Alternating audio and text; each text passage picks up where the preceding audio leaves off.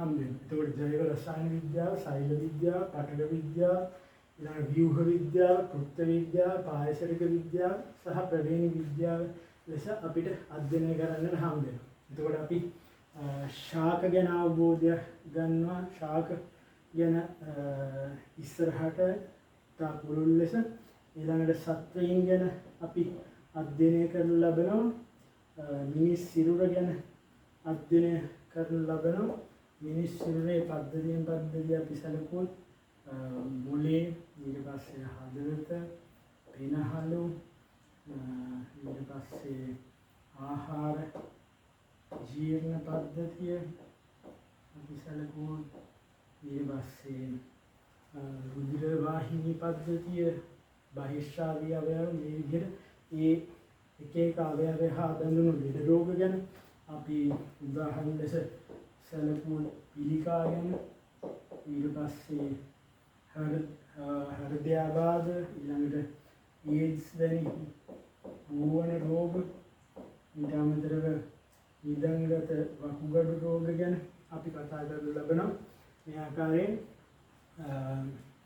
මිනිස් සිරුර ගැන පුළුල් අධ්‍යයනයක්, අවයව හා බැඳුණු ව්‍යුහය හා කෘත්‍ය පිළිබඳ අධ්‍යයනයක් මෙහිදී අපි සිදු කරනු ලබනවා. ඊළඟට අපිට මේ පාඩමේ හම්බෙන ස්වභාවික සම්පත්, එදිනෙදා ජීවිතයට සහ ආර්ථිකමය සංවර්ධනයට අපිට ඉවහල් වෙන විවිධ ද්‍රව්‍යයන්ගේ සහ ශක්තියන්ගේ ප්‍රභව ගැන අපි අධ්‍යයනය කරනු ලබනවා. ඒවා අපි ස්වභාවික සම්පත් ලෙස හඳුන්වනු ලබනවා. එතකොට මේ ස්වභාවික සම්පත් ගැන අධ්‍යයනය කිරීමකින් පසු අපි මේ ස්වභාවික සම්පත් ඉදිරි අනාගතය උදෙසා තිරසාර ලෙස සංවර්ධනය කරා ගෙන යාමේදී අර පිරිමැස්මෙන් පාවිච්චි කරන්නේ කොහොමද කියන එක ඉදිරි අනාගත පරම්පරාවල් වලට මේ ස්වභාවික සම්පත් තියාගන්නේ කොහොමද කියන එක ගැන අධ්‍යයනය කරලා ලබනවා. එහිදී අපිට විශේෂයක් විදිහට පරිසරයෙන් ඉතා බරපතල ප්‍රශ්න මේ වෙලාවේදී මුණ ගැහෙනවා. ජෛව විවිධත්ව හානිය වගේ පාරිසරික පද්ධති හානිය, පාරිසරික පද්ධතිවල දූෂණය, පාරිසරික දූෂණය, ඊළඟට කාන්තාරකරණය අපි ගත්තොත් ඊට පස්සේ ජෛව විවිධත්ව හානිය වැනි දේවල් අපිට මෙහිදී හම්බ වෙනවා. ඊළඟට තිරසාර ආහාර නිෂ්පාදනය ගැන අපි කතා කරනවා. මේ වෙනකොට අපේ ජීවීන් ජීව විද්‍යාවේ මිනිසුන් ගත්තොත් අපි ඊළඟට බිලියන 7.5ක් පමණ වෙන මිනිස් ජනගහනය තව අවුරුදු 40ක් ඇතුළත දෙගුණ වෙනවායි කියලා අනුමාන කරනවා. ඒතකොට බිලියන 14ක මානව ජනගහනයට ඇතිවන පරිදි තිරසාර ලෙස ආහාර නිෂ්පාදනය කරන්නේ කොහොමද? එතකොට අපි ගත්තොත් මේ ආහාර අධික පළදාවකින් යුක්ත ආහාර සත්වයින් සත්ත්ව පළදාවක් නෙලා ගන්න කොහොමද කියලා අපිට අධ්‍යයනය කරන්නට සිද්ධ වෙනවා. ඊළඟට විවිධ ලෙඩ රෝග වලට ප්‍රතිරෝධී ශාක සත්වයින් ගොඩනගන්නේ කොහොමද කියලා අපිට අධ්‍යයනය කරන්න සිද්ධ වෙනවා.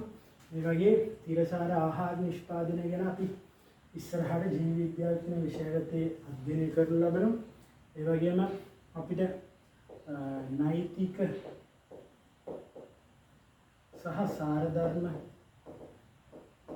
වලට අදාළ මාතෘත්වයේ සෙවීම, දීතෘත්වයේ සෙවීම, විවිධ අපරාධ වලට අදාළ ආගමන විගමන ගැටලු වලට අදාළව පැන නගින ප්‍රශ්නවලදී ජීව විද්‍යාව, ඥාන තාක්ෂණය මේ වගේ මේකේ උප මාතෘකා අධ්‍යයනය කිරීමේ වැදගත්කම ගැන අපිට අධ්‍යයනය කරන්නට සිද්ධ වෙනවා. ඒකෝර අපි ගත්තොත් මේ වෙනකන් කතා කරපු ජීව විද්‍යාව හඳුන්වා දීමේ පාඩමේ වැදගත්ම අංගයට ඉන්නයි අපි යන්නේ. ඒ තමයි ජීවීන් සතු ලාක්ෂණික ලක්ෂණ ගැන කතා කිරීම. මේ ජීවීන් සතු ලාක්ෂණික ලක්ෂණ ගැන කතා කිරීම අපි ඉහිදී සිදු කරන ලබනවා. අපි පළවෙනි ලාක්ෂණික ලක්ෂණය ගැන කතා කරොත් එදියා ලොකු කරලා ජීවීන් ගැන කතා කරද්දී අපි මෙහිදී කතා කරා ජෛව අණුක මට්ටමේ සිට ජෛව ගෝල දක්වා මේ අධ්‍යයනය පුළුල් ලෙස විහිදලා තියෙනවා කියලා. එතකොට මේ විහිද පැවතීම මේ දූරාවලි මට්ටම් හරහාම අපිට හම්බෙන පළවෙනි ජීවීන්ගේ ලාක්ෂණික ලක්ෂණය ඒ තමයි අණුක මට්ටමේ සිට ජෛව ගෝල මට්ටම දක්වා මේ ජීවීන්ගේ ක්‍රමවත් බව සහ සංවිධානය. ඒතකොට ජෛව රස විද්‍යාව කතා කරපු අණුක මට්ටමේ ඉඳන් සෛල එකතු වෙලා පටක එකතු වෙලා හදන ඉන්ද්‍රිය يعني අවයව එකතු වෙලා හදන අවයව පද්ධති ඉන්ද්‍රිය පද්ධති ඊට පස්සේ අවයව පද්ධති එකතු වෙලා හදන ජීවීන් එකතු වෙලා හදන ගහන එකතු වෙලා හදන ප්‍රජා එකතු වෙලා හදන පරිසර පද්ධති එකතු වෙලා හදන ජෛව ගෝලයේ දක්වා ක්‍රමවත් සංවිධානය වෙලා තියෙන හැටි අපි මෙහිදී අධ්‍යයනය කරලා ලබනවා. එහිදී පහළ මට්ටමේ තියෙන සංරචක ක්‍රමවත් සංවිධානය වෙලා කාර්යක්ෂමතාවය වැඩි කරන්නට ඉහළ මට්ටම් වලදී අපිට වැදගත් වෙන බව උදාහරණ ලෙස මෙහිදී ශාක පත්‍ර අපිට අරගෙන තියෙනවා සම්පත් පොතේ. ඊළඟට අපි ගත්තොත් මීසාගේ ඇහැ ගැන අධ්‍යයනය කරන ලබනවා උදාහරණයක් ලෙස අරගෙන. ඒතර ක්‍රමවත් බව සහ සංවිධානය පළවෙනි ලාක්ෂණික ලක්ෂණය ලෙස අපි හඳුනා ගන්නවා. ඊට පස්සේ අපි පරිවෘත්තීය ක්‍රියාවලිය දෙවෙනි ලාක්ෂණික ලක්ෂණය විදිහට හඳුන්වනවා.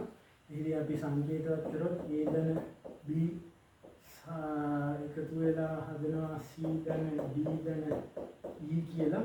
එහිදී ගොඩ නැගෙන ප්‍රතික්‍රියා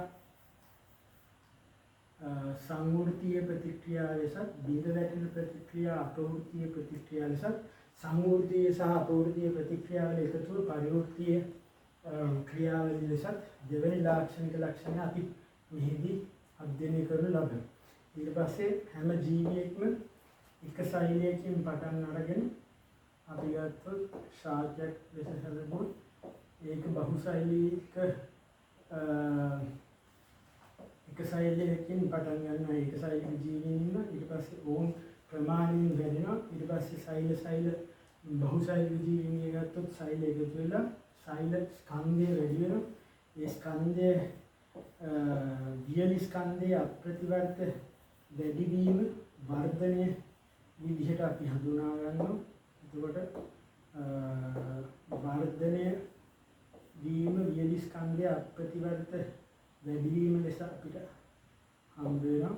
ඒ වගේම ජීවිත කාලයේ තුළ සිදුවන සියලු වෙනස් වීම් විකසනීය ලෙස අපි හඳුනා ගන්නවා. එහිදී වර්ධනයත් විකසනයත් අනුගාමී ක්‍රියාවලි දෙකක් විදිහට අපිට ලාක්ෂණික ලක්ෂණයකට හඳුනා ගන්නට පුළුවන් වෙනවා. ඒකට ඒක තුන්වෙනි කරුණ විදිහට අපිට හඳුනා ගන්නට පුළුවන්. ඊට පස්සේ අපි ගත්තොත් වර්ධනය විකසනය ගැන කතා කරලා මේ සියලුම ජීවීන් බාහිර හෝ අභ්‍යන්තර පරිසර වල සිදුවන හමුවන උත්තේජන වලට ප්‍රතිචාර දැක්වීමක් සිදු කරනවා. මේ ප්‍රතිචාර දැක්වීම අපිට උද්දීප්තතාවයේ විදිහට හඳුනා ගන්න පුළුවන්. උදාහරණයක් විදිහට ගස් ගත්තොත් සූර්යයාගේ දෙසට චලනය වීම උද්දීප්තතාවයේ විදිහට හඳුනා ගන්න පුළුවන්. උද්දීප්තතාවය සහ සමායෝජනය එහිදී ඊළඟ කාරණ ලාක්ෂණික ලක්ෂණය ලෙස උද්දීප්තතාවය සහ සමායෝජනය අපිට හතරවෙනි ලාක්ෂණික ලක්ෂණය ලෙස හම්බ වෙනවා. එතකොට සතුන් ගත්තොත් ඔවුන්ගේ ස්නායු පේශී ඊළඟට අන්තරාසාග පද්ධති අස්ථි පද්ධති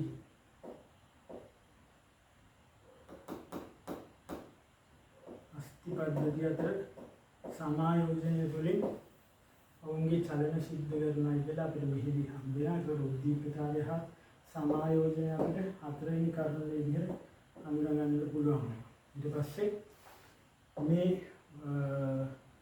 සියලු ජීවීන් ඔවුන්ගේ බාහිර පරිසරයේ හම්බෙන සුවිශේෂී වූ තත්ත්වවලට අනුවර්තනය වීමේ හැකියාව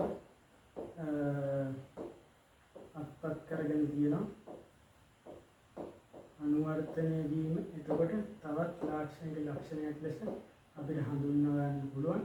ඊට පස්සේ මේ ජීවීන් එක පරම්පරාවක සිට ඊළඟ පරම්පරාවට ජනිතයෙන් බිහි කිරීමේ ක්‍රියාවලිය අපි ගත්තොත් එක පරම්පරාවක සිට ඊළඟ පරම්පරාවට ජනිතයෙන් බිහි කිරීමේ ක්‍රියාවලිය ප්‍රජනනය ලෙස හඳුන්වනවා. ඒතර ප්‍රජනනය කිරීමත් එක ලාක්ෂණික ලක්ෂණයක් ලෙස අපට හඳුන්වා ගන්න පුළුවන්. ප්‍රජනනය කිරීම ප්‍රජනනය කිරීමේදී ආවේනිය සහ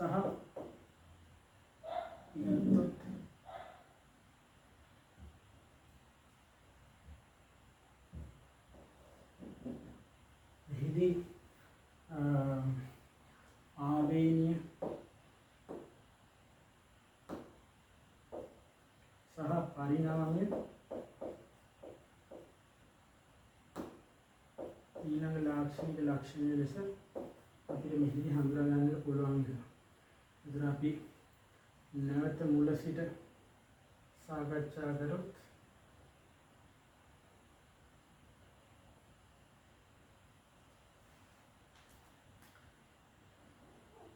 අපි කතා කරමු මාතෘකාව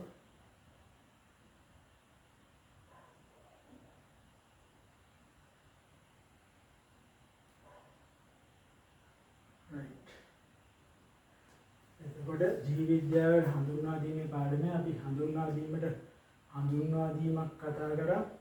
ඊට පස්සේ අපි ශාඛා 3ක් යටතේ අනුශාඛා 3කට කැඩෙන බව අපි කතා කරා. හිමි සුද්ධ ජීව විද්‍යාව, උද්භිද විද්‍යාව, සත්ත්ව විද්‍යාව ගැන අපි කතා කරා. ඊට පස්සේ අපි ඒ යටතේ හම්බෙන උපශේෂ්ඨ ජෛව රසායනික විද්‍යාව, සෛල විද්‍යාව, පටක විද්‍යාව, ව්‍යුහ විද්‍යාව, කෘත්‍ය විද්‍යාව, පාරිසරික විද්‍යාව සහ ප්‍රවේණ විද්‍යාව විදිහට ශේෂ්ඨවල අධ්‍යයනය කරන්න හම්බ වෙනවා කියලා අපි ඉගෙන ගත්තා. ඊපස්සේ ලාක්ෂණික ලක්ෂණ වශයෙන් 7ක් ගැන අපි අධ්‍යයනය කරනු ලැබුවා. ක්‍රමවත් බව සහ සංවිධානය, ඊළඟ පරිවෘත්තීය ක්‍රියාවලිය, වර්ධනය සහ විකසනය, උද්දීප්තතාවය හා සමායෝජනය, අනුවර්තනය, ප්‍රජනනය, ආවේනිය සහ පරිණාමය. ඊට පස්සේ අපි ස්වභාවික මේ ජෛව විවිධත්වය ගැන කතා කරා. හිදී තරම හැඩ ආකාරයේ වාසස්ථානයේ විදිහට ජීවීන්ගේ විවිධත්වය වෙනස් වෙන හැටි ගැන අපි කතා කරා. ඊට පස්සේ අපි ස්වභාවික සම්පත් ගැන කතා කරා. තිරසාර ලෙස සංවර්ධනය වෙන්නේ කොහොමද? පරිසරය මුහුණ දෙන ගැටලු මොනවාද මේ වෙලාවේ? ඒකට තිරසාර සංවර්ධනය අපි හරහා ජෛව විවිධත්ව අධ්‍යයනය පාවිච්චි කරන්නේ කොහොමද? මේ ප්‍රශ්න වලට උත්තර හොයන්න කියන එක අපි කතා කරා. ඊට පස්සේ තිරසාර ආහාර නිෂ්පාදනය ගැන නෛතික හා සාර ධර්ම ගැටලු වලදී ජීව විද්‍යාව අපි ප්‍රයෝජනෙට ගන්න කොහොමද? මේ ප්‍රශ්න නිරාකරණය කරන්න කියන එක ගැන අපි කතා කරා. විශේෂ කොට මානව සිරුර හා සම්බන්ධ පද්ධති වලට අදාළ විවිධ ලෙඩ රෝගත් ඒ ලෙඩ රෝග වලට අදාළව වෛද්‍ය විද්‍යාවේදී ඉස්සරහට උත්තර හොයාගන්නේ කොහොමද කියන එක මේ ජීව විද්‍යාව කියන විෂය තුළ ඉස්සරහට අපිට ඉගෙන ගන්නට හම්බ වෙනවා කියන එක අපි කතා කරා. ඉතින් අපි මේ විදිහට මේ පාඩම නිමා කරමු. ඊළඟ පාඩමේදී අපි නැවත හම්බ වෙමු.